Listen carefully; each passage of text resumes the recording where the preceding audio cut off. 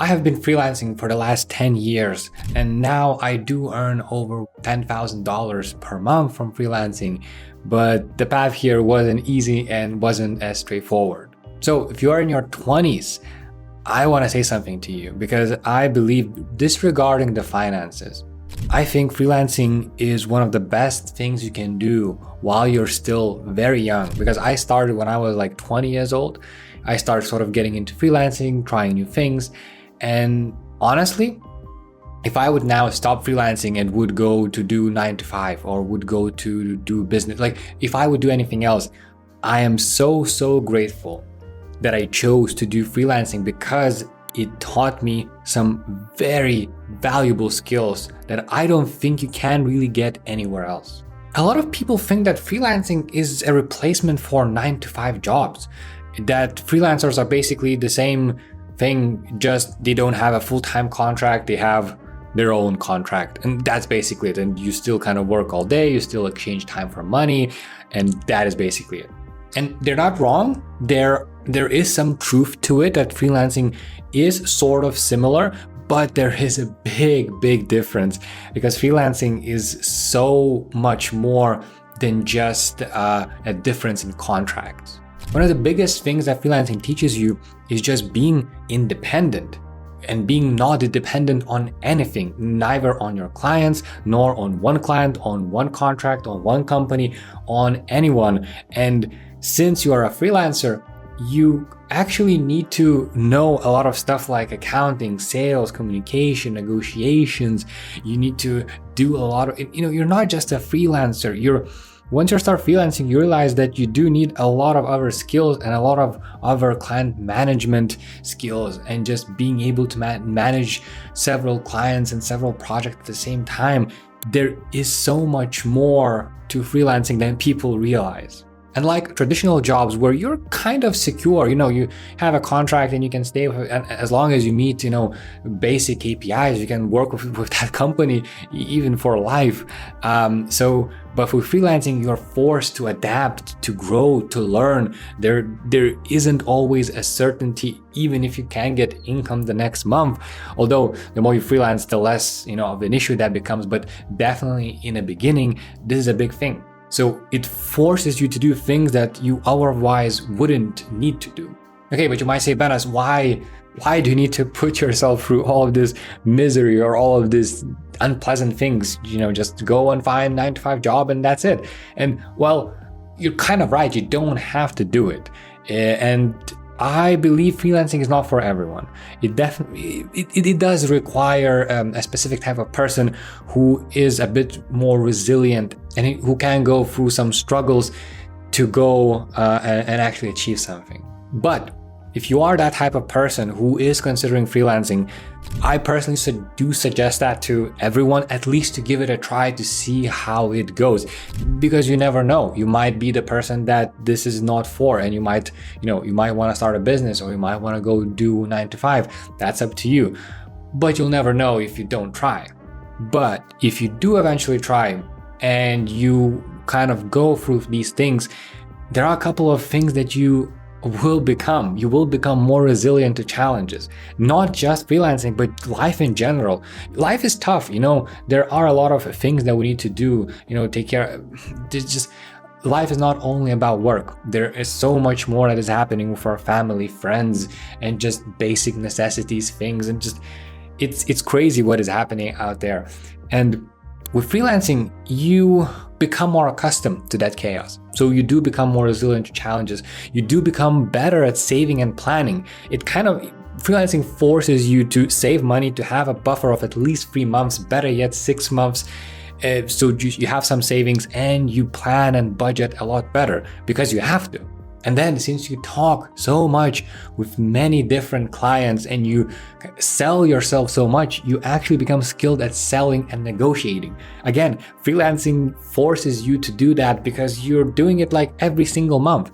With 9 to 5 jobs, you might do that maybe once a year if you're switching jobs that often, but that's basically it. With freelancing, you might be doing that even a couple of times per week. So just imagine how many reps you're getting in. You're talking, you're being on Zoom calls, you're chatting through messaging platforms and stuff like that. You're sending cold emails. And we all know that the more you do something, the better you become at it. I mean, even like me filming this video, this is not my first video. I've actually filmed in the last like maybe 6 years, I think it's almost 100 different videos that I filmed now. So now I am way more comfortable in front of the camera, and I can kind of talk even without looking too much at the script and just kind of going from the things in my head. But it did take me time. Even if you go on this channel and if you go to the first video that I kind of made, I present myself way different. And it's the same here with freelancing. So you do talk with a lot of clients, which will make you better at selling yourself and negotiating, which is just an essential skill to have anywhere, whenever it's going back to 9-to-5 jobs, whenever it's changing careers and doing some businesses or starting a business, like sales and negotiating. It seems like it's a basic necessity to just go through life. This is a must-have skill. And then you also become more confident in just communicating with a lot of different people. Nowadays, if I need to jump on a call, I'm not sweating. I'm not in my head. It's something that I'm very used to. So if somebody just sends me an email, hey, do you want to jump on a call in like 30 minutes? I want to discuss a project with you. I say, hey, no problem, let's do that.